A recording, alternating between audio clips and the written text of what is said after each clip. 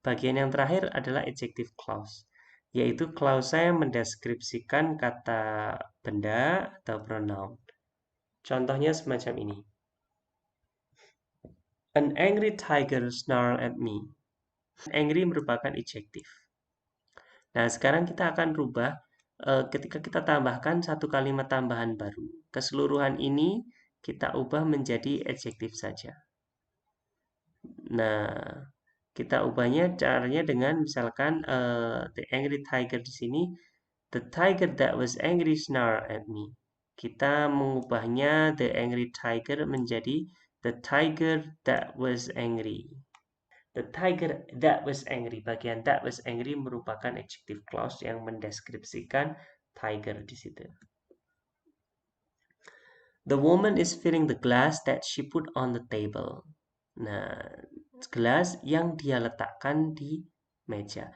Bagian yang dia letakkan di meja ini merupakan penjelasan dari gelas tadi. Gelas yang diletakkan di meja. Jadi ini menjelaskan kata benda yang kebetulan kata bendanya menjadi objek. Ketika kita ubah lagi misalkan yang lainnya, the glass that she put on the table contains milk. Di sini juga bisa. Jadi contohnya di bagian yang kedua ini, bagian adjective clause-nya berada di subjek. Sementara yang di bagian atas tadi, bagian adjective clause-nya berada di objek. Tidak masalah, sama saja. Yang penting susunannya adalah Anda membutuhkan pronoun semacam that ini. Anda membutuhkan kata hubung connector semacam that ini untuk membuka adjective clause-nya. Kemudian diikuti oleh subject and verb and so on. Contoh lainnya, the woman is filling the glass that is on the table. Hampir sama dengan yang tadi. Yang di sini dia masih membutuhkan subjek. Sementara di yang contoh setelahnya, adjective clause connector yang menjadi subjek, dia karena dia posisinya diposisikan sebagai subjek, maka dia tidak membutuhkan subjek lagi. Jadi dia berperan langsung sebagai subjeknya. The woman is filling the glass that is on the table. The woman is filling the glass. Karena gelas itu kemudian sudah menjadi subjek lagi, the glass is on the table, maka gelasnya di bagian kedua diganti menjadi that. The glass is on the table. The glass contains milk. Ada dua kata kalimat yang kemudian kita gabungkan maka menjadi the glass that is on the table. Gelas yang diletakkan di atas meja berisi susu. Contoh lainnya, misalkan dari soal TOEFL. The gift bla bla bla selected for the bride was rather expensive. Nah, di bagian ini karena sudah ada kata benda atau subjek, the gift bla bla bla bla bla, Anda bisa melihat bahwasannya ini bagian ini bisa dipotong di sini. Was rather expensive ini merupakan verbanya dan komplemennya. Di bagian depan ini merupakan subjeknya. The gift bla bla bla selected for the bride. The gift because ini tidak cocok. The gift was selected for the bride was rather expensive. Kalau tidak ada kata belakangnya was ini oke. Cuman karena sudah di bagian belakang sudah ada was rather expensive, sudah ada verbanya, maka ini tidak benar. The gift since selected for the bride tidak cocok. Yang benar adalah jawaban yang di selanjutnya. Bla bla bla is on the table has 4 sections. Nah, secara singkat kita akan bisa melihat. Yang pertama Anda perlu memisahkan yang mana main clause sama yang subordinate clause. Anda putus di sini. Ini merupakan main clause-nya. Verb. Terus kemudian ini objek dari has ini. Ini bagian ini merupakan subjek. Nah, di bagian subjek ini berarti ada dua alternatif. Anda bisa melihat apakah dia membutuhkan kata hubung semacam because, in, atau the, atau langsung dengan subjeknya. The notebook is on the table has 4 sections. Tidak cocok. The notebook which is on the table lumayan bagus because the notebook The notebook is on the table, tidak cocok. In the notebook is on the table. Yang paling benar adalah yang bagian ini. Karena bagian ini sudah ada subjeknya, the notebook, maka bagian setelahnya itu dia hanya perlu menjadi kata penghubung yang dia tidak membutuhkan subjek tambahan lagi. The notebook which is on the table has four sections.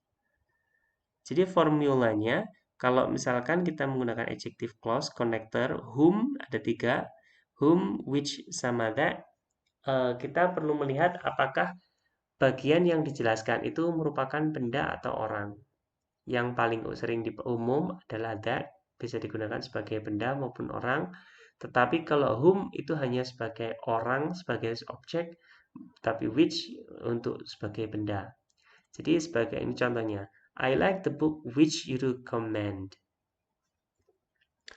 Di sini yang terpenting, informasi yang terpenting adalah I like the book daripada yang you recommend. Maka I like the book ini merupakan main clause-nya. Nah, ini merupakan main clause. Bagian setelahnya, which you recommend, ini merupakan klausa adjektifnya. Nah, di sini kita membutuhkan adjective connectors. Karena sini sudah ada subjek sama verbnya. Anda tinggal masukkan adjective connector yang cocok. Di sini Anda bisa pakai which ataupun pakai that. I like the book that you recommend, oke, atau I like the book which you recommend.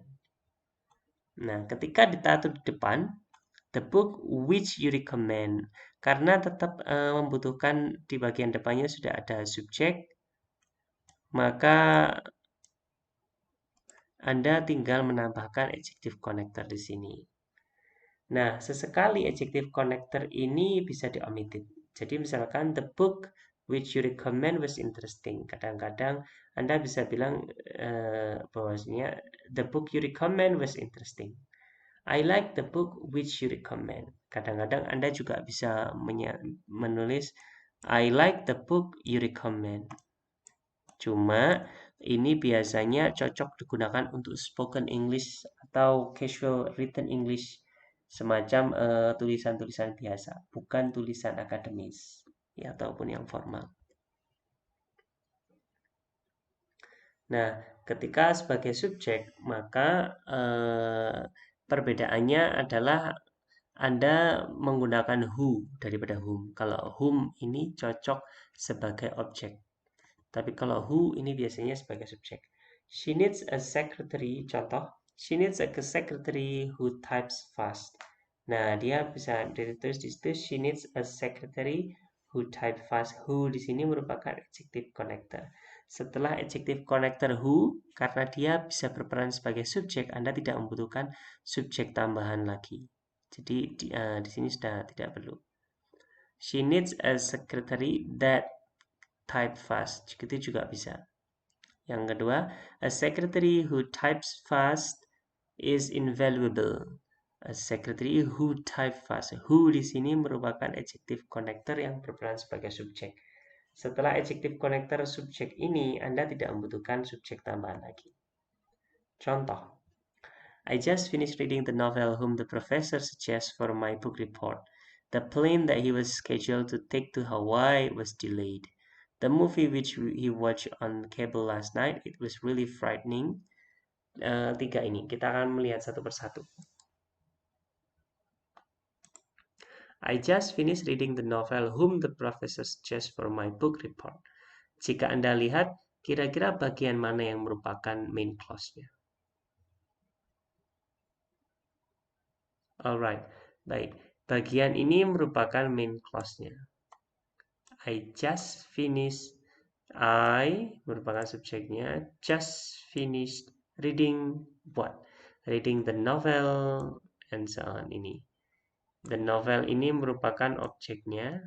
Maka setelah objek kita membutuhkan kata hubung whom di sini atau that. I just finished reading the novel that the professor suggests for my book report. Oke, nomor 1 berarti dia benar. Nomor 2. The plane that he was scheduled to take to Hawaii was delayed. The plane that he was scheduled to take to Hawaii was delayed. Bagian main clause-nya adalah yang bagian belakang ini. merupakan verb diikuti dengan complement was delayed. Yang di bagian depan, the plane that he was scheduled to take to Hawaii was delayed. Nah, Anda bisa tulis misalkan the plane that was scheduled to take to Hawaii was delayed. Bisa, cuman aneh karena tidak dijelaskan di situ kita membutuhkan yang mana? Apa? Membutuhkan kata benda mana? The plane that he was scheduled to take to Hawaii was delayed. Ini correct. The movie which we watched on cable last night, it was really frightening.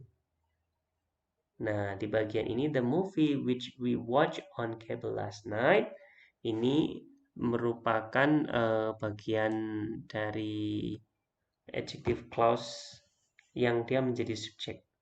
Karena sudah ada adjective clause, maka setelahnya Anda tinggal mengikuti dengan verba. The movie which we watched on cable last night was really frightening. Ini harusnya tidak perlu it. Jadi ini secara umum salah. Alright, itu saja intinya. Setelah ini saya persilakan untuk melakukan online exercise.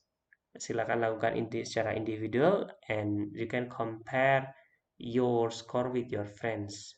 Nanti silakan lihat deskripsi dari exercise-nya di link di bawah ini.